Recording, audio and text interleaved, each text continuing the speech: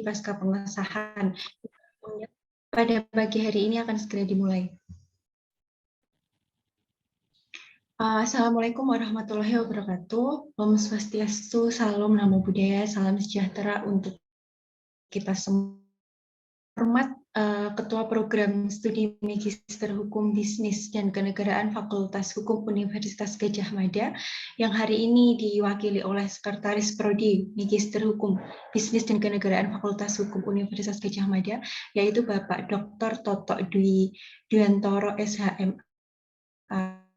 Terhormat Saudara Saiful Salim, selaku Ketua Umum DPN Permahi beserta jajaran, yang kami hormati Ketua Keluarga Mahasiswa Magister Hukum Universitas Gadjah Mada periode 2021-2022, Disandra Yusuf Siswa Atmaja beserta jajaran, yang kami hormati Bapak Rizky Karo, SHMH selaku narasumber pada kegiatan diskusi publik pagi hari ini, yang kami hormati Bapak Brigjen Polri Asep Edi Suheri, SIK MSI selaku narasumber pada kegiatan diskusi publik pada pagi hari ini, yang kami hormati Ibu Novi Kurnia, PhD selaku narasumber kegiatan diskusi publik pada pagi hari ini, yang kami hormati seluruh tamu undangan yang telah hadir pada acara kegiatan diskusi publik pada pagi hari ini, dan yang kami cintai dan kami banggakan seluruh hadirin para peserta acara kegiatan diskusi publik yang telah hadir pada pagi hari ini. Baik, puji syukur kehadirat Tuhan Yang Maha Esa atas limpahan karunia, kesehatan dan keselamatan hingga kita dapat dipertemukan di tempat dan waktu yang berbahagia ini. Saya Wulan Fitriana, selaku Master of Ceremony pada acara kegiatan diskusi publik dengan mengusung tema urgensi perlindungan data pribadi pasca pengesahan undang-undang yang diselenggarakan oleh kolaborasi KMMH FHUGM dengan DPN Permahi. Saya buka. Hadirin yang berbahagia, agar acara diskusi publik pada pagi hari ini dapat berjalan dengan lancar dan bermakna, marilah kita berdoa menurut agama dan kepercayaan masing-masing. Dipersilahkan.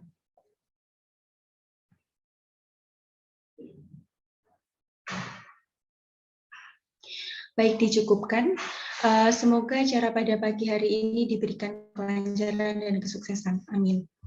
Hadirin yang berbahagia, acara selanjutnya yaitu menyanyikan lagu Indonesia Raya dan himne Universitas Gadjah Mada. Kepada hadirin mohon dalam keadaan sikap sempurna dan kepada operator dipersilahkan.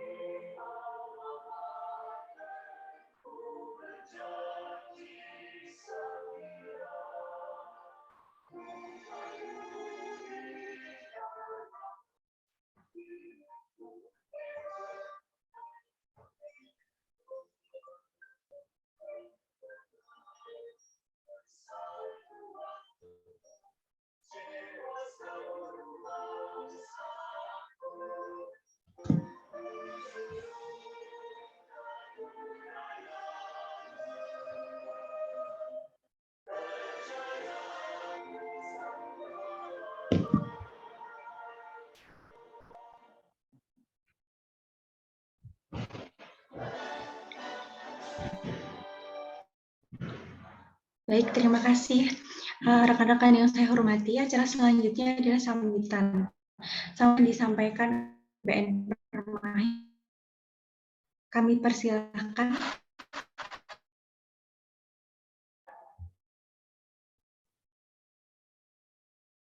Ya,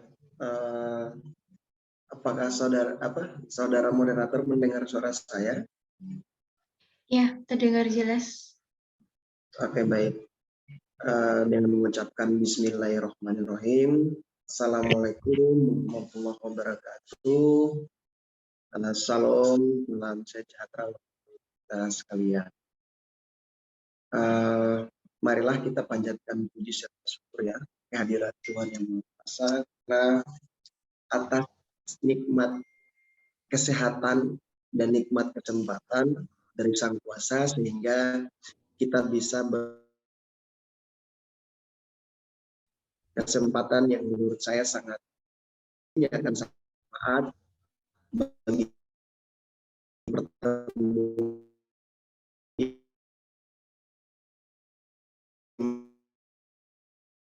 mengenal antara satu dengan yang lain.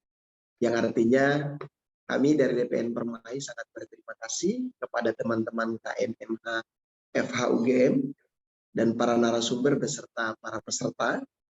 Dalam forum inilah kita menjalin silaturahmi, kita saling kenal antar satu dengan yang lain dalam bentuk kekeluargaan sebagai anak bangsa, sebagai generasi muda, tentunya menjadi sangat penting bagi kami di DPN Permai. Salam kenal saudara moderator dan teman-teman sekalian. Diskusi publik kita pada kali ini menurut saya secara pribadi dan wakil teman-teman DPR Permai, kami sangat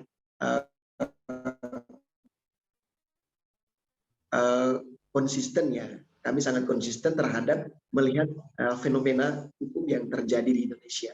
Oleh karena itu sudah menjadi tugas atau peran kami di DPN Permai menjadi poin penting untuk bagaimana melihat suatu fenomena hukum yang kemudian itu sering terjadi apalagi dengan kemajuan teknologi saat ini. Diskusi publik kita kali ini dengan tema urgensi perlindungan data pribadi pasca pengesahan Undang-Undang Data Pribadi. Sedang ramai-ramai diperbincangkan, oleh karena itu harapannya dengan diskusi kita kali ini dapat bermanfaat bagi kita. Yang saya hormati Ibu Novia Kurnia, PhD, sebagai pengamat media dan pendiri Japel Lidi. Yang saya hormati juga Bapak Brigjen Pol ya, Pak Asep Edi Suheri, SIK, MSI, atau yang diwakili oleh Bapak Muhammad Yunus sebagai perwakilan dari Barreskrim Polri. Yang berikutnya lagi yang saya hormati Bapak Rizky Karo, Sarjana Hukum Magister Hukum, selaku akademisi FH/UPH dan pengamat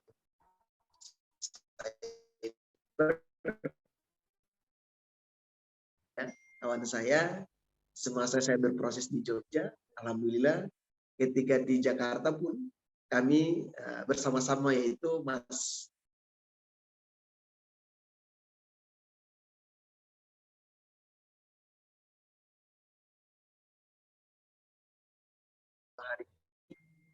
saudara kami DPN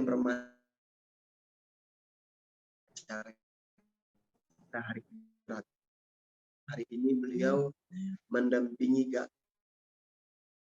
rumah sakit karena memang kakaknya lagi sakit, sehingga beliau sebentar di rumah sakit dan sebentar nanti saya ataupun untuk menggantikan. Oke. Saya langsung masuk saja pada substansi sambutan saya, bahwa kita percaya bahwa dalam hal perlindungan data pribadi ataupun data seseorang itu sudah dilindungi oleh Undang-Undang Dasar Negara Republik Indonesia, sehingga bahwa kita sebagai warga negara itu memiliki hak konstitusional, hak yang perlu harus dilindungi oleh negara. Yang artinya kalau kita bicara soal hak, maka sebagai warga negara berhak untuk mendapatkannya, dan negara sudah berkewajiban ataupun negara wajib memiliki satu kewajiban khusus, yaitu adalah melindungi data pribadi warga negara. Dengan perkembangan zaman, saya yakin teman-teman semua akan melihat sebuah perkembangan teknologi yang sangat cukup signifikan, sehingga kita diperhadapkan dengan hal-hal yang berbaur, mungkin sosial media,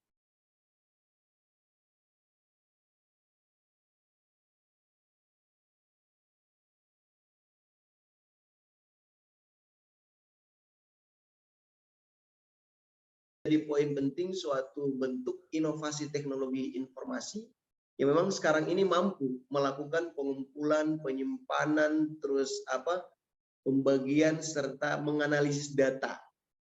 Artinya dengan kemajuan teknologi kita bisa untuk mengakses segala bentuk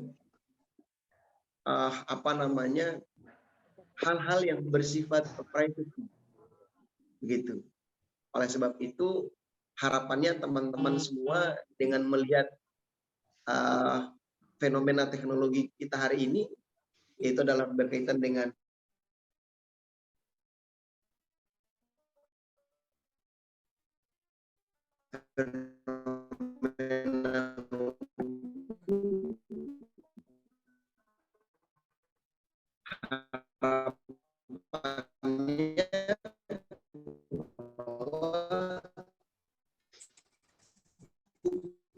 dapat sebab itu dengan berbagai macam kasus data pribadi yang kemarin kita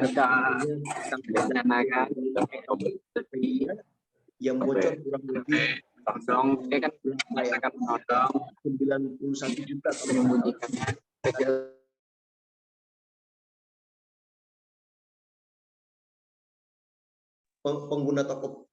pengguna Tokopedia itu bocor datanya yang kurang lebih dijual $5.000 ataupun 75 juta pada pihak yang lain gitu.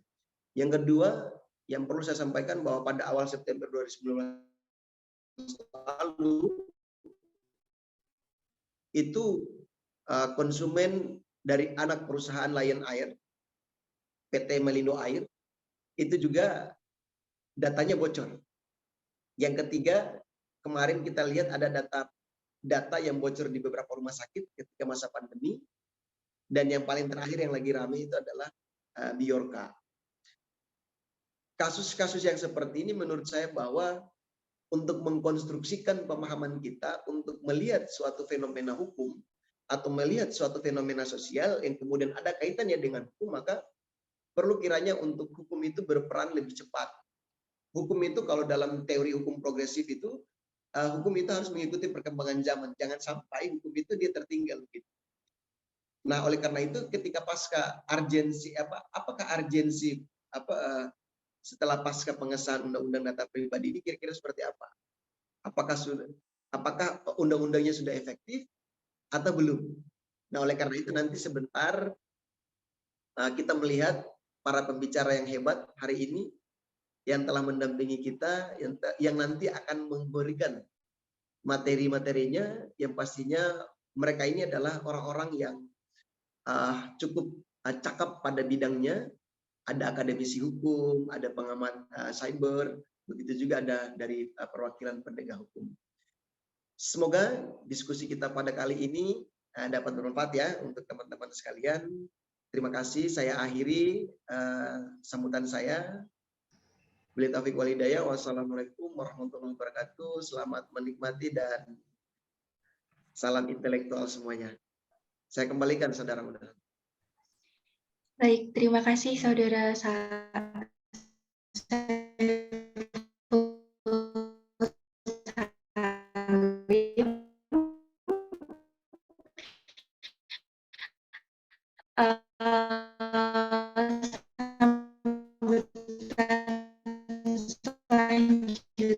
selanjutnya akan disampaikan oleh Ketua Keluarga. Iya, assalamualaikum. Terdengar jelas ya suara saya ya? Iya, terdengar. Oke. Bismillahirrahmanirrahim. Assalamualaikum warahmatullahi wabarakatuh. Salam sejahtera untuk kita semua. Om Swastiastu, Namo Buddhaya, salam kebajikan. Yang kami hormati para narasumber, Bapak Brigjen Polisi Asep Edi Suheri atau yang mewakili. Yang kami hormati Ibu Novi Kurnia, PhD, selaku materi, dan yang terakhir Bapak Rizky Karu-Karu, Sarjana Hukum, Magister Hukum, selaku pemateri. Kemudian para jajaran pengurus Dewan Pimpinan Nasional Permahi, kemudian yang kami hormati jajaran Prodi, Program Studi Magister Hukum Bisnis Kenegaraan. Semula Ibu Kaprodi berkenan untuk membuka acara, namun beliau ada kegiatan yang diharuskan untuk diwakilkan oleh Sekretaris Prodi, yaitu Bapak Dr. Toto Dwi Dwiantoro, yang nantinya akan memberikan sambutan sekaligus membuka acara pada kegiatan hari ini. Terima kasih atas kehadiran Bapak Ibu sekalian. Acara ini diselenggarakan karena kami ingin memberikan respon isu terhadap permasalahan-permasalahan hukum yang sedang berkembang saat ini. Beberapa minggu yang lalu kami dihebohkan dengan kegiatan peretasan oleh beberapa oknum yang kurang bertanggung jawab. Kita tahu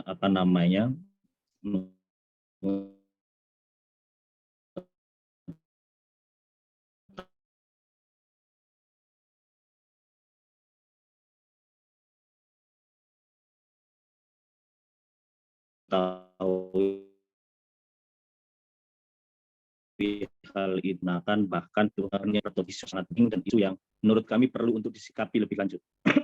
Akhirnya melalui lembaga legislatif yaitu DPR mengesahkan Undang-Undang Perlindungan Data Pribadi. Nah, kami ingin memberikan sedikit edukasi dan juga berdiskusi. Nantinya pemateri akan menyampaikan briefnya, materinya.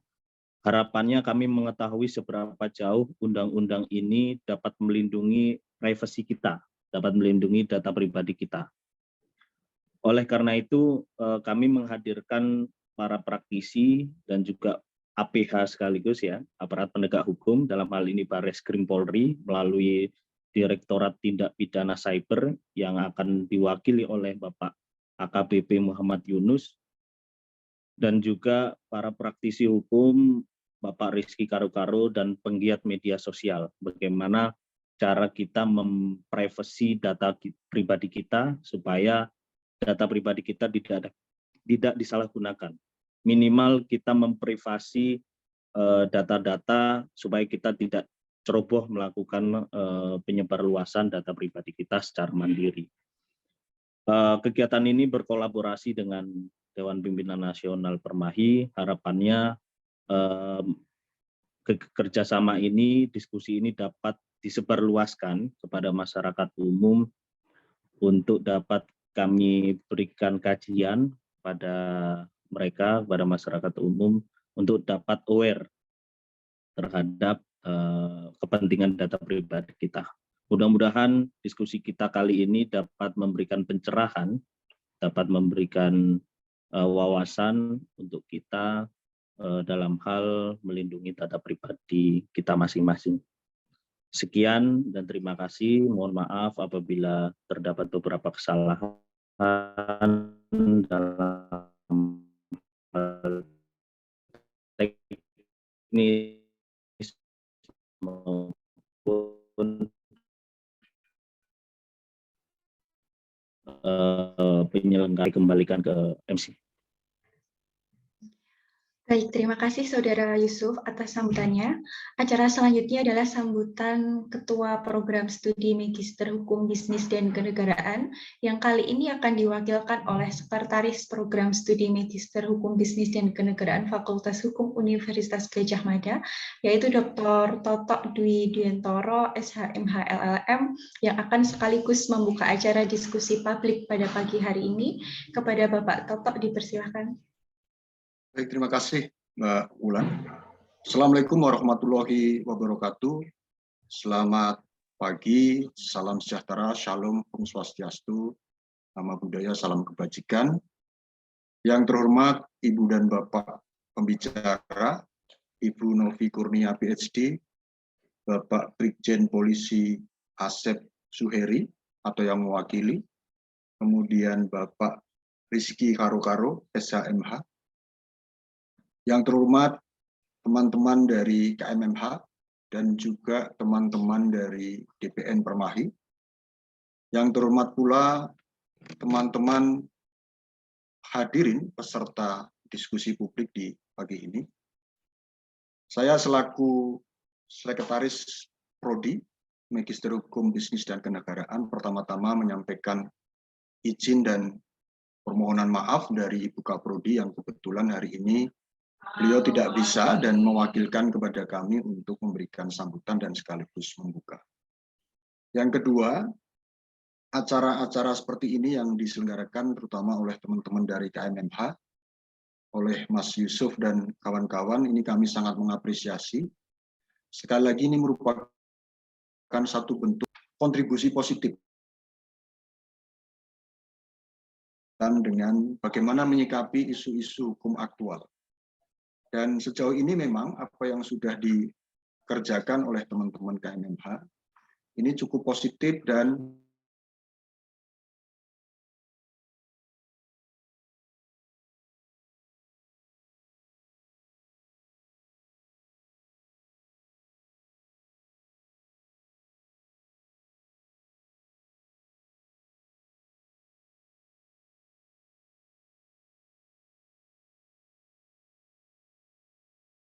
semoga diskusi publik tentang urgensi perlindungan data pribadi pasca terbitnya Undang-Undang Data Pribadi ini membawa kemanfaatan bagi kita semua, tidak saja pada ranah akademik, tetapi juga kemanfaatan secara umum bagi kehidupan kita bermasyarakat.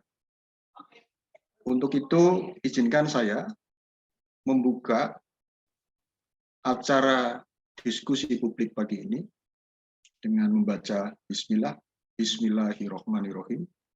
Kami nyatakan diskusi publik urgensi perlindungan data pribadi pasca disahkannya Undang-Undang Data Pribadi ini. Semoga bisa memberikan manfaat buat kita semua.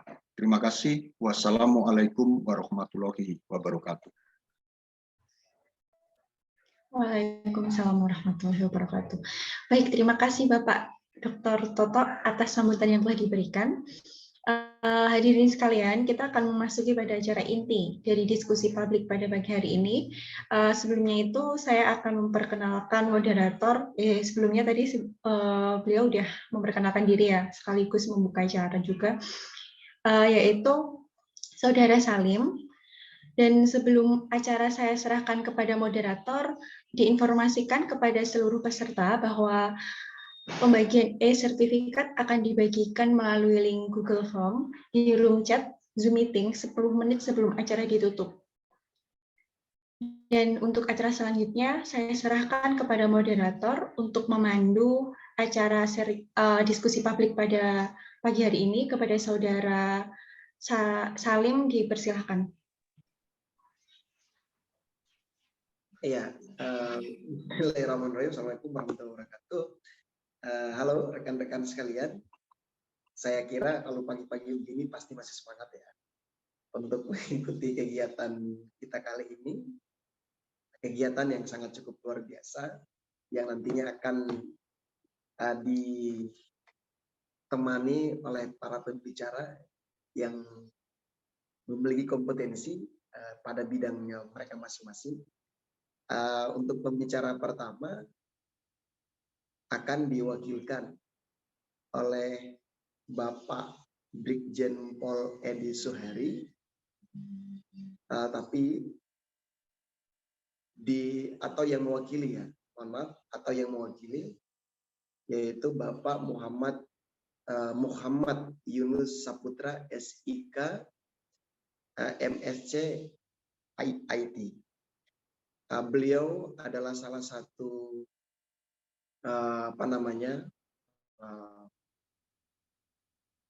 polisi dari APH, aparat penegak hukum. Jabatan saat ini di Pamen Bareskrim Polri. Jadi beliau langsung yang kemudian itu mewakili ataupun yang mendampingi kita pada kesempatan kali ini. Mohon maaf untuk saat ini, apakah Bapak Muhammad Yunus sudah bergabung? Pak Yunus?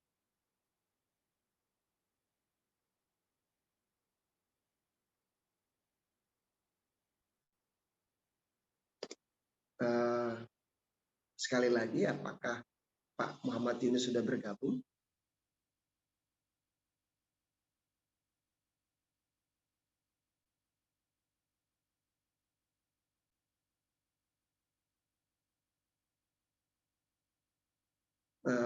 Mohon maaf, apakah Pak Yunus sudah bergabung? Oke, baik.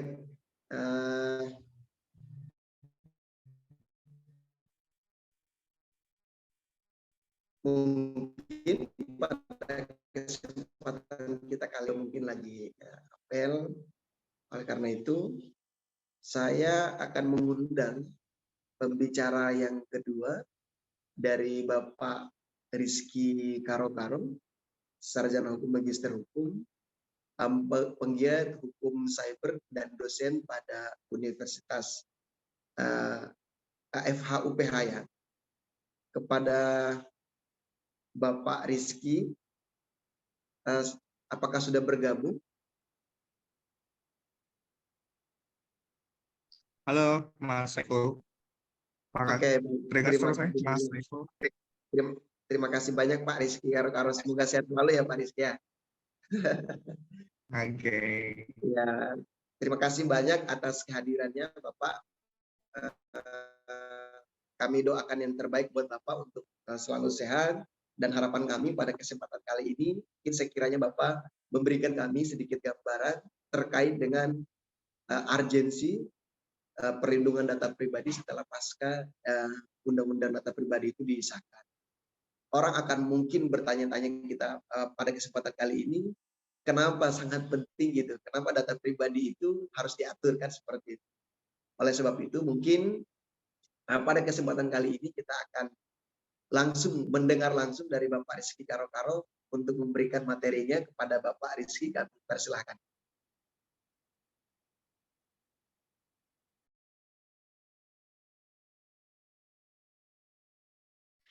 Ya, oke Mas Saiful, saya coba izin share dulu ya, share screen.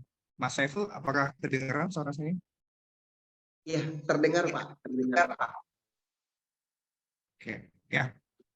Assalamualaikum warahmatullahi wabarakatuh. Waalaikumsalam. Shalom. Om Swastiastu, Namo Buddhaya, salam sehat untuk kita semua.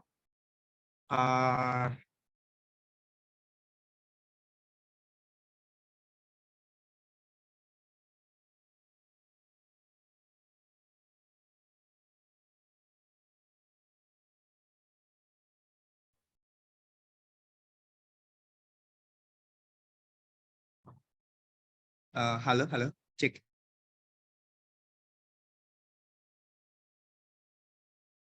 Cek. Iya Pak, terdengar Pak. Kedengar? Oke, sorry. Ya, salam sejahtera untuk kita semua. Terima kasih untuk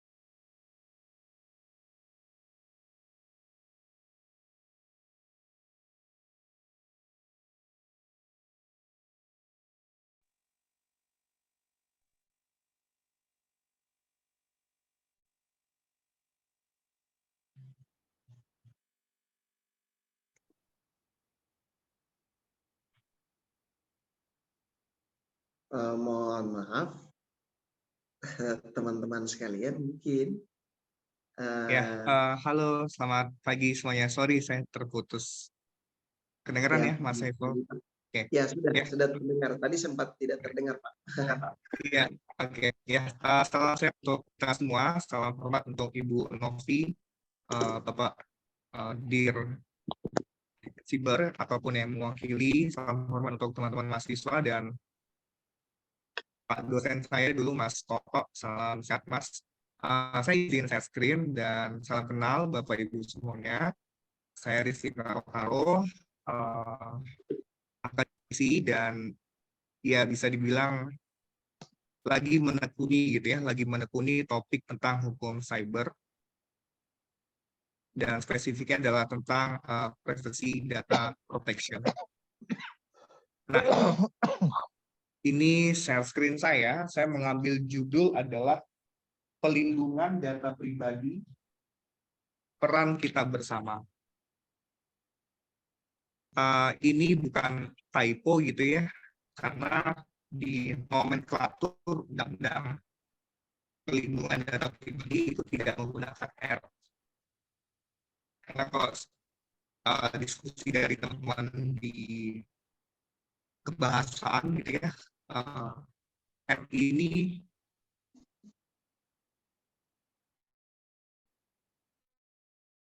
kalau pelindungan ini maksudnya adalah dia lebih ke subjek. Nah, ini nomenklaturnya, dia menggunakan pelindungan, bukan perlindungan. Nah, tema kita yang digagas oleh teman-teman dari Permahi dan keluarga mahasiswa magister hukum Fakultas Hukum UGM ini sangat menarik ya, karena sampai hari ini gitu ya, kita masih menunggu penomoran dari Undang-Undang Pelindungan Data Pribadi. Tapi walaupun belum ada nomornya, apakah berlaku atau bagaimana persiapannya, nanti kita akan diskusikan pada sesi kali ini. Nah, bagi teman-teman yang di Fakultas Hukum ataupun di luar Fakultas Hukum, kita mengenal adanya sumber hukum, gitu ya. Dan ini adalah sumber hukum formil yang ada ataupun yang mengatur tentang data protection. Yang pertama adalah Undang-Undang Dasar 1945 sebagai landasan filosofis, bahwasannya hak pelindungan diri, hak atas privasi itu merupakan salah satu bentuk hak asasi manusia Lalu ada undang-undang tentang pelindungan data pribadi tahun 2022 yang kita masih menunggu nomornya. Dan tentu saja ada undang-undang ITE gitu ya. Ini undang-undang yang substansinya ada administratif dan juga pidana. Berikutnya pengaturan teknisnya atau peraturan pelaksananya ada dalam peraturan pemerintah 71 tahun 2019 tentang penyelenggaraan sistem dan transaksi elektronik. Ini mudahnya adalah aplikasi gitu ya. Misalkan PTX. Nah, PTX itu menjalankan aplikasi apa? Nah, itu adalah penyelenggaraan sistem dan transaksi elektronik. Berikutnya adalah Permenkominfo nomor 20 tahun 2016 tentang pelindungan data pribadi dalam sistem elektronik. Lalu kemarin yang sempat heboh gitu ya, Facebook kalau tidak mendaftar akan di-ban gitu kan, akan di-ban, tidak bisa melaksanakan kegiatannya di Indonesia. Nah, ini dasar hukumnya adalah Permenkominfo nomor 10 tahun 2021. Lalu jarang dibukakan, yakni adanya peraturan perusahaan. Nah, ini pekerja gitu ya, pekerja yang melakukan usahanya ataupun ada subdivisi IT, maka sudah pasti ada peraturan perusahaannya. Berikutnya, asas pelindungan data pribadi. Saya tidak akan memaparkan semuanya, tapi yang terutama adalah pelindungan dan pertanggungjawaban. Nanti kita akan sama-sama lihat dari beberapa contoh kasus agar asas-asas ini lebih bentuknya akan lebih konkret. Nah, subjek hukum gitu ya. Dalam hukum cyber ataupun spesifik data protection, subjek hukumnya ada orang perorangan, baik dia mahasiswa, mahasiswi, ataupun siapapun gitu ya, warga negara Indonesia dan warga negara asing, lalu subjek hukum badan hukum swasta ataupun korporasi, misalkan startup gitu ya, ataupun PT yang menjalankan usahanya berbasis IT. Lalu ada juga pemerintah, dalam hal ini lembaga eksekutif, legislatif, dan yudikatif. Dan juga badan hukum publik, yang dalam artian ini adalah penyelenggara sistem dan transaksi elektronik publik. Misalkan nanti 2024 KPU mulai mendata gitu ya, daftar pemilih, nah itu masuk juga sebagai penyelenggara sistem dan transaksi elektronik dalam lingkup publik. Ini agar kita menyamakan persepsi dulu ya, data pribadi, ini saya ambil definisi normatif dari Undang-Undang PDP tahun 2022 dan Permenkominfo. Kalimatnya ada seperti ini, tapi mudahnya begini. Misalkan saya gitu ya, saya memasukkan nama, alamat, nomor handphone, lalu email, nah ke dalam suatu sistem elektronik, entah itu e-commerce, entah itu memesan tiket elektronik gitu ya. Identifikasi atau dapat diidentifikasi itu menjadi kategori data pribadi. Oke, lalu kita persamakan persepsi dulu, dan ini adalah dasar hukum. Dasar hukum terjadinya hubungan hukum antara konsumen ataupun pengguna data pribadi, pemilik data pribadi, dengan nanti kita akan melihat istilah prosesor data pribadi dan pengendali data pribadi. Hubungan hukumnya mudahnya adanya persetujuan, gitu kan? Persetujuan karena ini bentuknya elektronik, maka pilihannya hanya dua, take it or leave it. Kalau teman-teman menggunakan aplikasi gitu ya, kalau teman-teman tidak mengklik yes atau accept, atau agree atau iya kalau dalam bahasa Indonesia, maka ya kita tidak bisa menggunakan aplikasi tersebut. Nah, ini ada ini masuk sebagai persetujuan pemilik data pribadi. Sistem elektronik dan penyelenggara sistem elektronik tadi kita sudah sempat disinggung juga ya. Nah, itu masuk sebagai PSE dalam sektor publik. Kalau sektor privat apa gitu ya? Teman-teman dan saya juga akan menggunakan ojek online gitu kan. Nah, sistem elektroniknya adalah merek ojek online tersebut. Sedangkan kalau PSE-nya adalah ya PT-nya itu. Nah, Oke. Nah, ini adalah subjek hukum ya, subjek hukum juga dalam data protection, ada pengendali data pribadi dan prosesor data pribadi. Pengendali ini maksudnya apa gitu ya? Setiap orang, badan publik atau OI, organisasi internasional, yang bertindak sendiri-sendiri atau bersama-sama dalam menentukan tujuan dan melakukan kendali pemrosesan data pribadi. Ini kalau teman-teman aware gitu ya, misalkan Mas moderator di e-commerce-nya mencari dalam medsosnya akan muncul tuh, ya kan? Nah, itu adalah ya bisa dibilang manfaat juga dari AI gitu ya, artificial intelligence. Nah, saya akan cepat saja. Ini bentuk data pribadi, ada yang spesifik dan umum. Spesifik ini menarik nih. Data keuangan, pakai buku lalu bisa. Catatan kejahatan, data Saya itu yang pakai juga itu. Data biometrik, informasi kesehatan gitu ya. Dan saya pernah riset juga sekitar 2019 itu Kompas gitu ya, Litbang Kompas pernah melakukan investigasi bahwasannya data keuangan pribadi yang tanda kutip dijual itu dirupiahkan adalah sekitar 40 sampai 50 rupiah per satu data. Tapi kalau yang hanya itu dijualnya 1.000 sampai dengan 5.000 rupiah per satu data. Nah, nanti dalam saat ini kita juga akan melihat modus-modus gitu ya, modus-modus dalam data protection, data.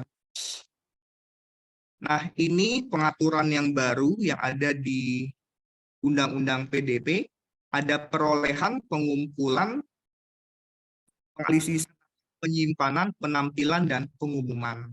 Nah, memperolehnya bagaimana gitu ya? Apakah dengan konsumen mengisi sendiri, atau misalkan kalau teman-teman ke kantor kelurahan gitu ya, kan kalau mau buat KTP baru pasti diminta nama lengkap, alamat, dan sebagainya gitu ya. Nah, itu masuk dari kategori perolehan.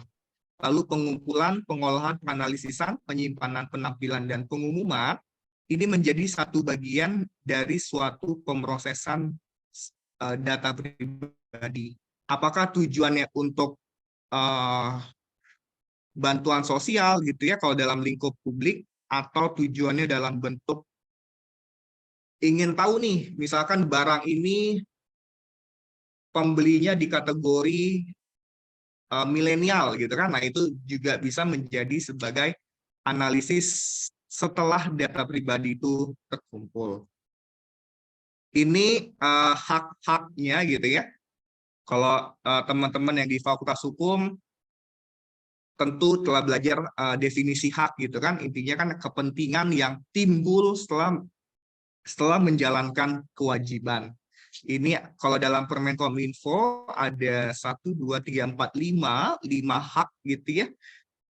Ada hak kerahasiaan, mengadu, kemudahan mengakses pembaharuan data, lalu mendapat historis. Nah, historis ini kalau teman-teman ngeh gitu ya, atau aware, misalkan kita telah belanja online, lalu ada resipnya nih, resipnya di email kita. Nah, ini masuknya adalah kemudahan akses mendapat historis. Lalu meminta pemusnahan data. Nah, ini akan lebih mudah diatur dan lebih mudah pelaksanaannya setelah adanya undang-undang PDP. Pemusnahan data contohnya apa gitu ya? Misalkan si X gitu kan, si X tahun 2020 telah melakukan kejahatan. Lalu dia sudah melaksanakan pidananya dan selesai di tahun 2022. Masih ada nih beritanya di tahun 2020 tentang si X melakukan kejahatan. Si X itu bisa meminta pemusnahan data di berita cyber tersebut. Oke, ini hak-hak yang diatur dalam Undang-Undang PDP kurang lebih adalah sama gitu ya. Intinya hak untuk meminta informasi, kerahasiaan, hak untuk menghapus, hak untuk menuntut dan menerima ganti rugi. Nah, ini adalah poin-poin upaya represif yang ada dalam Undang-Undang PDP. Oke, nah kita lanjut ke dalam modusnya karena saya sebenarnya lebih mendekati ke hukum pidananya ya. Nah, ini tindak lanjut kebocoran data oleh pemerintah dan diri sendiri. Kita, Bapak Ibu yang telah bekerja gitu ya sebagai praktisi di bidang apapun, ya kita harus melakukan self protection baik di dunia maya ya dunia maya kan dunia nyata juga ya, maksudnya dunia digital dan dunia non digital. Self protectionnya bagaimana gitu ya? Ini kan sudah mau libur akhir tahun gitu ya. Contoh simpelnya, kalau kita bepergian gitu kan, ya kita bolehlah kita foto tiket gitu kan. Nah, tapi ada beberapa yang harus di blur, misalkan nama ataupun kode penerbangan ataupun kalau teman-teman ke luar negeri, ya nomor paspor itu harus di blur. Ya walaupun kata Pak Jokowi mendingan liburan di dalam negeri gitu ya untuk strategi menurunkan inflasi. Nah, tindak lanjut kebocoran oleh pemerintah. Ini yang menarik, dalam Undang-Undang PDP ada satu lembaga baru nih. Ini kita masih menunggu turunannya, yakni nama lembaganya juga belum ada, tapi kurang lebih lembaganya ini Lembaga Pelindungan Data Pribadi yang langsung bertanggung jawab kepada Presiden. Lalu ada Kementerian Komunikasi Informatika, BSSN, dan juga Polri. Polri dari Direktur Kriminal Khusus. Oke. Nah, ini modus-modusnya nih, dan mungkin semoga teman-teman dan saya sendiri tidak mengalaminya. Yang pertama adalah phishing gitu ya. Phishing ini apa gitu ya? Phishing ini adalah ya dia mirip dengan phishing atau memancing gitu ya. Nah, biasanya modusnya adalah kalau teman-teman panik atau kalau misalkan di WA teman-teman, di email gitu ya, ada notifikasi katakanlah dari customer service. Customer service meminta agar teman-teman memperbarui password atau data. Nah, teman-teman harus aware dulu nih, apanya adalah legit gitu kan, apakah resmi. Kalau teman-teman ragu, ya teman-teman bisa langsung menanyakan kepada customer service yang benar melalui website yang resmi. Jadi ya tinggal googling saja, gitu kan. Berikutnya adalah social engineering. Ini juga kalau teman-teman panik gitu ya. Misalkan teman-teman modusnya biasanya adalah telepon gitu ya. Telepon Mas Salim gitu kan, misalkan Mas Salim mendapatkan telepon kalau saudaranya sedang sakit keras, lalu diminta untuk mentransfer uang. Karena Mas Salim panik, Mas Salim sebut nama, sebut identitas, dan itu menjadi social engineering. Berikutnya website palsu. Ini kemarin yang sempat beberapa hari ini heboh di suatu bank plat merah gitu ya. Jadi ada beredar WhatsApp kenaikan biaya transfer ya dari 6.500 menjadi berapa gitu. Nah, berikutnya malware. Malware ini lebih kepada kalau kita mengklik situs-situs yang yang nggak jelas gitu ya, apakah kita nonton film bukan di Netflix gitu kan? Kalau dulu kan ada situs apa namanya ya, layar 21 ya, saya lupa namanya. Nah, itu akan rentan dengan malware. Malware ini mirip dengan bahasa mudanya virus lah ya, virus gitu. Oke, dan berikutnya adalah oknum. Oknum ini ya bisa siapapun gitu ya, apakah orang yang bekerja di IT ataupun siapapun. Nah, orang-orang yang bekerja di IT ataupun yang dia bersentuhan dengan data, seharusnya mereka telah menandatangani namanya perjanjian non-disclosure agreement.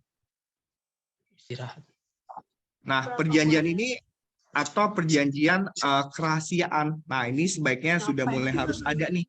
Kalau teman-teman yang di bidang IT belum membuat perjanjian NDA ini. Oke, nah nanti kita akan mungkin lebih banyak diskusi gitu ya. Contoh kasus dan upaya penyelesaian. Ada kasus Biorka gitu ya, lalu remaja ini, remajanya dulu di Jogja, hingga dicari polisi di Amerika, lalu juga beberapa kasus nyata ada jual beli data melalui Facebook, gitu kan. Nah, upaya preventifnya apa? Ini yang pertama, walaupun tadi beberapa sudah dijelaskan di atas. Yang pertama adalah menjunjung tinggi peraturan perusahaan, baik yang berhubungan dengan kode etik, lalu kalau memang IT dan modalnya kuat, sebaiknya menggunakan HTTPS. Nah, ini kalau teman-teman aware gitu ya, banyak website di Indonesia, khususnya yang pemerintah ataupun PT-PT yang besar, itu HTTP-nya sudah ada kata S di belakangnya. Oke, berikutnya adalah antivirus yang selalu update. Nah, ini kita juga harus membiasakan nih. Ya, antivirusnya bebas lah ya, mau yang warna merah, hijau, dan sebagainya, dan usahakan original, gitu kan. Lalu self-protection tadi, dan pengecekan berkala. Self-protection ini masuk juga dengan mengganti password gitu ya, walaupun kemarin sempat ada, wah udah ada Biorka, masa kita disuruh ganti password. Nah, tapi ya sebaiknya juga menggunakan password yang rumit. Oke. Dan beberapa terakhir, ini upaya represif yang bisa dilakukan. Ada 3 jalur ya, ada administratif. Kalau sekarang karena lembaganya itu belum ada, maka mengadunya kepada Kominfo dengan sanksi yakni pencabutan izin, lalu keperdataan, gugatan perbuatan melawan hukum. Nah, kalau teman-teman di Fakultas Hukum kan, wah menganggap 1365 kalau perdata adalah pasal palu gada gitu ya, apa aja masa lalu gua ada. Nah, padahal tidak demikian. 1365 ini dia melindungi seluruh kepentingan yang ada, baik individu ataupun badan publik. Nah, dan yang terakhir adalah pemidanaan. Ini ada di dalam illegal access dan juga beberapa pasal di Undang-Undang PDP. Nah, apa saja yang dibutuhkan gitu kan? Saya minta waktu 3 menit lagi gitu ya. Yang dibutuhkan pertama adalah alat bukti nih. Nah, teman-teman yang di Fakultas pasti telah belajar tentang alat bukti ya. Alat bukti dalam 184 ayat 1 KUHP. Plus bukti elektronik. Kenapa? Karena bukti elektronik kan tidak diatur ya dalam KUHP. Make sense ya, karena kan dalam KUHP itu tahun 1981 ya, dan di situ bukti elektronik belum sebanyak sekarang. Oke. Nah, kalau teman-teman melakukan gugatan harus sinkron gitu ya antara kronologis kasus dan juga petitum, atau bahasa Indonesianya apa yang diminta. Oke, dan ini yang hijau, hakim tidak dapat menolak perkara. Wah, susah nih menghitung kerugian data gitu kan, atau dasar hukumnya hanya perbuatan melawan hukum. Karena misalkan hakimnya belum mendapatkan diklat lebih lanjut tentang undang-undang PDP ini, maka gugatannya langsung ditolak di PTSP gitu kan. Nah, itu tidak boleh. Karena ada asas ius curia novit, hakim tidak boleh menolak perkara. Oke, ini contoh pasalnya ya. Ini kalau dia melakukan illegal access itu apa? Ya misalkan komputernya dikunci tapi berhasil dibobol. Ini beda halnya kalau teman-teman pacaran gitu ya, lalu teman-teman tukar-tukar password gitu kan, biasanya kan anak-anak semester 2 ya, Mas Salim ya, tukar-tukar password media sosial gitu kan. Iya, iya, iya. Ataupun kalau sekarang tukar-tukar password ini Mas Salim, OVO gitu kan, OVO ataupun ojek online. Ya, kalau dia sudah suami istri nggak apa-apa lah ya, tapi kalau masih pasangan sebaiknya ya pikir 2 kali gitu ya. Dan terakhir dari saya, kalau kita apa namanya mendapatkan serangan-serangan cyber gitu kan, tanda kutip serangan cyber, apakah dia teror gitu kan, atau dia mengatasnamakan pinjol ya, pinjaman ilegal, pinjaman online ilegal, maka ada 2 cara. Yang pertama adalah ini dari Twitter ya, Kominfo, aduan PPI, dan juga OJK. Ya mahasiswa kan emang butuh duit gitu ya, BU ya, tapi kalau bisa jangan pinjam yang di ilegal. Memang lebih mudah, tapi ya lebih banyak mudaratnya lah gitu ya. Dan juga kasihan teman-teman yang menjadi kontak di phonebook kalian gitu kan, karena pinjol ilegal dia mengaksesnya lebih dari yang diperbolehkan oleh OJK. OJK itu hanya memperbolehkan camilan, kamera, mikrofon, dan location. Aku ini juga Nah, yang seminar ini. ilegal, Jalan-jalan dari yang seminar juga. ilegal dia bisa mengakses hingga galeri gitu ya, hingga hal-hal lainnya. Maka mungkin teman-teman pernah mendapatkan orang ini dicari gitu kan karena melakukan penggelapan, atau kalau teman-teman pernah baca berita ada yang sampai bunuh.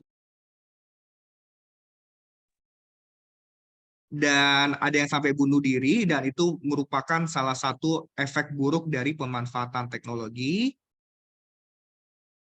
Nah, kesimpulannya, Undang-Undang PDP ini baik, nanti kita tinggal tunggu pelaksanaannya, karena kalau dari sisi pidananya gitu ya, kalau menurut saya ini masuk sebagai delik formil gitu ya, jadi walaupun belum selesai, ya bisa masuk kategori delik atau perbuatan pidana. Oke, dan terakhir saya tutup dengan pantun ya, semoga ini pohon cemara tumbuh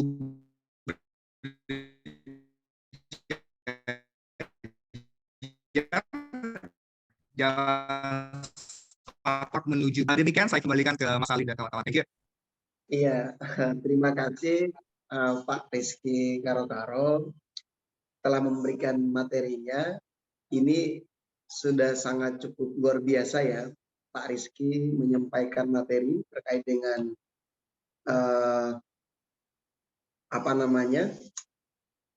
bagaimana kita memahami bahwa perlindungan data pribadi itu mulai dari sumber hukum.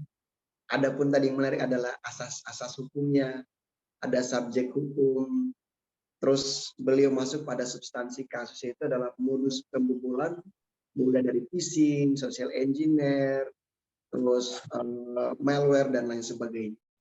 Begitu juga beliau memberikan saran kepada kita semua bahwa upaya-upaya preventif atau bahan sederhananya adalah langkah pencegahannya, kita harus benar-benar melihat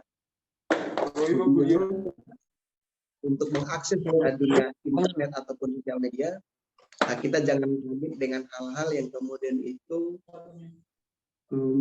membuat kita bingung sehingga kita melakukan hal yang tidak diinginkan sehingga data pribadi kita ataupun yang lain itu akan bocor. Karena memang hari ini hacker ataupun istilahnya orang yang mengakses secara ilegal terkait dengan data kita itu kan juga sangat masif. Ini terima kasih banyak untuk Pak Rizky Karotaro yang telah memberikan kami semua terkait dengan pemahaman dalam bersosial media, etika bersosial media. Mungkin yang kedua, saya akan masuk kepada pembicara kedua, yaitu Ibu Novi Kurnia PhD. Kepada Bu Novi, kami persilahkan.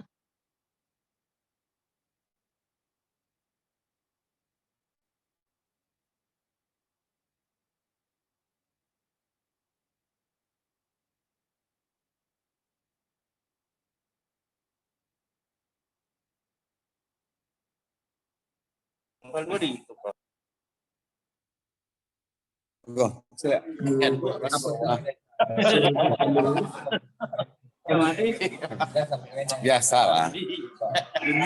Dunia. Iya, karena Bu Novi nanti beliau masuk, saya ingin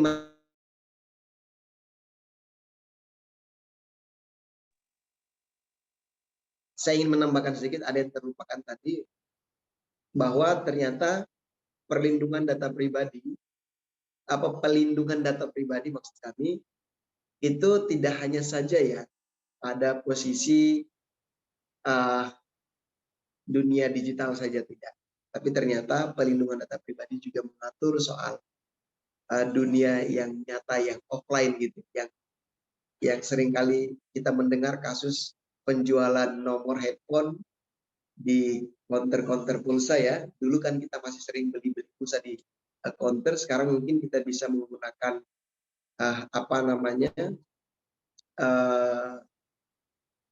mobil banking gitu ya, untuk mungkin bank apa saja sekarang sudah disediakan soal beli pulsa lewat bisa ATM, mobil banking dan lain sebagainya.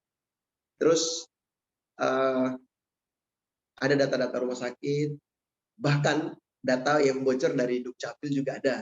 Ketika momentum pemilihan umum ataupun pemilihan legislatif, presiden dan pemilihan kepala daerah, biasa orang-orang mengakses mulai dari KTP dan lain sebagainya. Apalagi yang sangat rawan bocor data pribadi itu ketika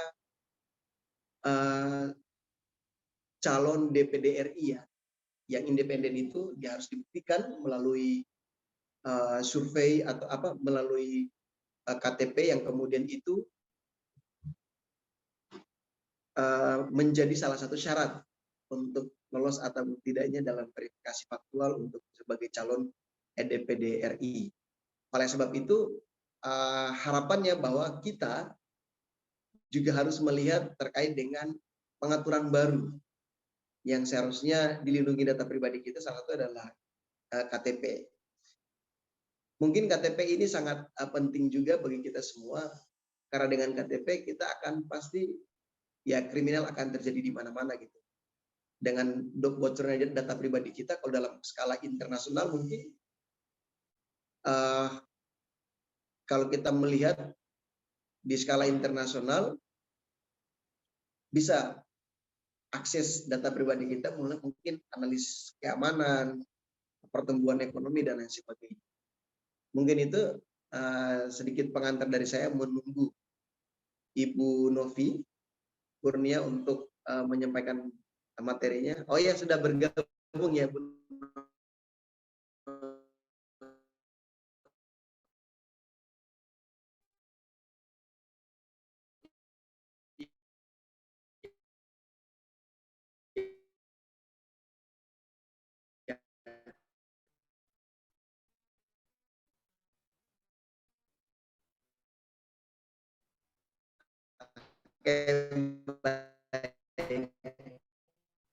Dalam ketika pas dipanggil. Kalau tadi sudah dibicarakan tentang perspektif hukum ya mengenai Undang-Undang Data Pribadi, Perlindungan Data Pribadi atau sering disebut PDP yang dinanti-nanti sejak beberapa tahun yang lalu gitu. Dari perspektif hukum, perkenalkan saya Novi Kurnia, saya adalah salah satu staf pengajar di Departemen Ilmu Komunikasi Visipol UGM dan juga salah satu pendiri dan koordinator nasional Japilidi Jaringan Pegiat Literasi Digital akan menyampaikan dari sisi sebenarnya bagaimana sih keamanan digital dan bagaimana kita bisa cerdas untuk kemudian melindungi data pribadi. Baik itu data pribadi kita maupun orang lain yang dititipkan pada kita ya, termasuk sebenarnya keluarga ya, karena seringkali kita sebagai misalnya saya sebagai orang tua ya, saya juga menjadi pengelola data pribadi anak misalkan lah gitu. Nah, ini materi saya. Assalamualaikum, salam sehat untuk kita semua. Jadi saya akan membawakan materi terkait memahami keamanan digital untuk cerdas jaga data pribadi. Perkenalkan, nama saya Novi Kurnia. Kalau di Departemen Ilmu Komunikasi, semua dosen itu dipanggil Mas dan Mbak ya. Jadi kalau misalnya nanti teman-teman yang kemudian ketemu saya, mungkin kalau dipanggil Bu nanti akan lebih lama beloknya, tapi kalau dipanggil Mbak cepat ya karena biasa dipanggil Mbak. Sebentar. Saya juga Dewan Pengarah Siberkreasi, co-founder, memang belajar terus ya tentang literasi digital ya, dari perspektif literasi digital. Nah, tadi sudah disebut-sebut nih, teman-teman mengenal Bjorka enggak? Boleh nulis di chat deh. Kenal nggak sih sama Bjorka yang sempat ngetop ya? Mungkin sekarang masih ngetop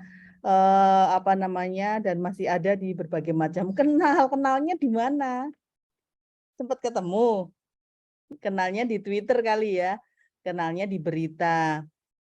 Kenalnya orang Madiun katanya. Itu masih dugaan ya. Apakah betul Bjorka itu satu orang? Apakah betul yang ada di Madiun? Apakah dan macam-macam itu masih jadi pertanyaan ya sebenarnya ya, karena belum terbukti.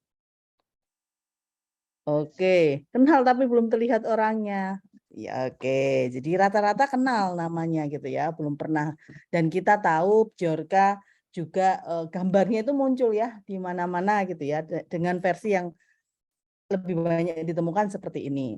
Nah, sebenarnya tadi juga sudah disampaikan bahwa bocor data pribadi itu bukan karena Bjorka saja gitu.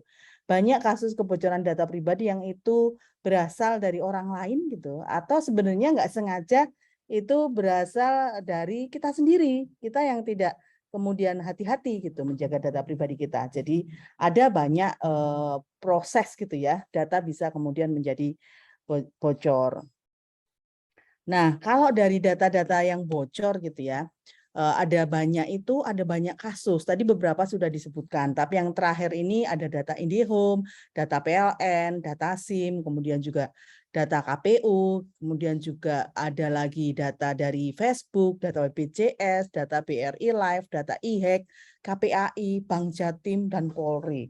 Kok banyak banget ya data yang bisa bocor, dan dalam konteks sekarang data itu bisa ditemukan di mana saja dalam era big data.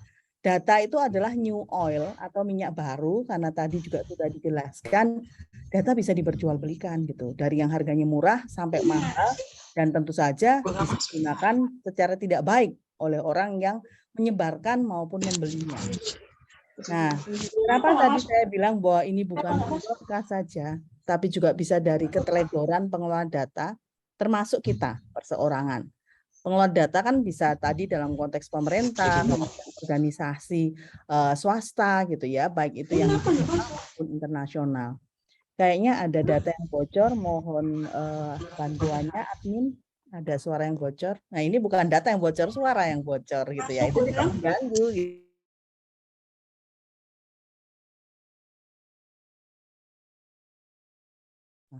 Sorry, tadi saya juga ikut ter-unmute. Nah, kadang-kadang kebocoran data pribadi itu juga muncul dari diri kita. Teman-teman, apakah sudah pernah ada yang mengikuti challenge seperti ini? Ini pernah terjadi di salah satu media sosial ya. Dilihat dari gambarnya udah kelihatan, itu Instagram gitu ya. Ditanya tentang alamat rumah kamu, @yours gitu ya. Ditanya tentang misalnya tempat tanggal lahir kamu, @yours. Nama gadis ibu kandung kamu, selfie dengan KTP. Nah, ini kadang-kadang challenge seperti ini kan menantang ya buat teman-teman untuk berbagi gitu. Karena kemudian rasanya asik, kita royal, kita seneng kok berhubungan dengan orang, apa salahnya sih kita ngasih tahu alamat rumah kita? Apa salahnya sih kita ngasih tahu tempat tanggal lahir kita? Apa salahnya kita ngasih nama gadis dari ibu kandung kita? Apa salahnya selfie dengan KTP gitu? Terutama untuk remaja yang mungkin baru saja dapat KTP. Tapi jangan lupa, data-data itu bisa dimanfaatkan. Misalnya saja nama lengkap kita dengan nama ibu kandung kita biasa menjadi kunci kalau kita melakukan aktivitas perbankan. KTP, selfie dengan KTP bisa digunakan macam-macam, termasuk juga pinjaman online ya. Jadi kita nggak pinjam, tapi KTP kita bisa digunakan. Jadi kita juga harus hati-hati. Artinya nggak cuma pihak lain yang harus hati-hati, tapi juga kita sebagai pemilik data tersebut. Nah, mengapa sih perlindungan data pribadi penting? Saya mungkin akan membuat Anda untuk menyimak video ini dulu ya, sebelum saya menjelaskan paparan yang selanjutnya. Mei 2021, Masyarakat heboh akibat dugaan kebocoran data pribadi milik 279 juta penduduk dari layanan BPJS Kesehatan. Salah satu kasus kebocoran data terbesar di Indonesia. Kebocoran data, peretasan, hingga pembobolan rekening pribadi tidak jarang terjadi di Indonesia. Dan ini tentunya membuat kita untuk lebih waspada. Pada tahun 2020 saja, tercatat ada 7 kasus kebocoran data pribadi dari data layanan belanja online seperti Tokopedia, Bineka.com, Shopback, data pemilih pada pemilu 2014, hingga data pelanggan, layanan finansial, Kredit Plus, dan Cermati.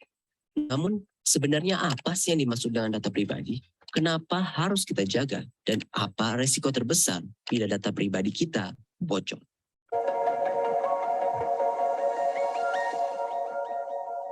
Kita mulai dari definisi dulu. Jadi apa sih data pribadi? Data pribadi sebenarnya atau pada dasarnya adalah data atau informasi perseorangan tertentu gitu ya, yang disimpan, dirawat, serta dilindungi kerahasiaannya karena sebenarnya sifatnya adalah private dan unik. Berarti apa saja yang termasuk data pribadi? Nama lengkap, alamat rumah, alamat email, nomor handphone, nomor telepon, kartu kredit, nomor rekening, sama nomor NIK, nomor KTP betul, ulang tahun, kebiasaan berbelanja, dan jangan lupa mungkin kalau beberapa profesi dia juga punya nomor profesi ya, jadi kayak mungkin nomor polisinya, kayak nomor tentara, dan ini sebenarnya juga data pribadi. Dan pertanyaannya sekarang, kenapa data pribadi kita ini jadi penting dan berharga? Iya, kenapa sih jadi penting ya sebenarnya? Karena sebenarnya tanpa disadari data ini itu punya nilai. Dan nilai itu buat diri kita penting, dan tanpa kita sadari itu nilai juga penting buat orang lain. Buat perusahaan, buat organisasi, bahkan sebenarnya pemerintah. Wait, kenapa data pribadi kita ini penting buat orang lain juga? Terkadang mereka semua ini justru bisa menggunakan data ini untuk keuntungan mereka tanpa kita sadari loh. Dan keuntungan ini yang sebenarnya mungkin bertentangan sama kita. Misalnya Andre adalah seorang yang suka traveling. Data pribadi Andre ternyata sampai kepada sebuah perusahaan di bidang wisata. Nah, perusahaan wisata tersebut akan menawarkan paket promo wisata kepada Andre dengan data pribadi yang didapatkan tadi. Dengan ini, berarti perusahaan wisata tersebut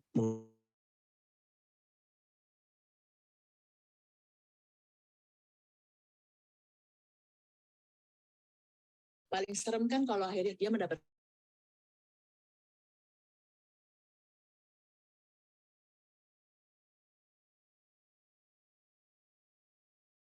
dana. Dan tahukah bahwa ternyata akun email dan sosial media kita itu bisa lebih berharga dari kartu kredit loh. Sekarang kartu kredit itu udah semakin baik sistemnya karena punya OTP dan punya sistem blokir dengan gampang kan. Tapi yang menarik, kenapa yang namanya akun email atau akun sosial media ini jadi lebih berharga kalau data ini bocor? Karena sebenarnya untuk konteks kalau mereka mau mengambil keuntungan atau menyerang misalnya kayak cyber attack terkait kartu kredit atau akun sosial media ini berbeda nih. Kalau kartu kredit mungkin konteksnya satu orang kan. Cuman kalau sosial media ini menarik. Dia itu justru bisa merambah ke networking kita juga. Jadi sekali dia dapat account kita, sekali dia dapat data atau akses di account kita, dia itu bisa masuk ke berbagai macam hal. Satu, networking kita. Dia bisa ngelakuin penipuan,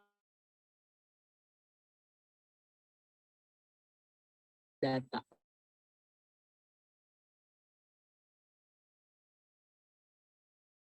Mereka karena kita lakukan untuk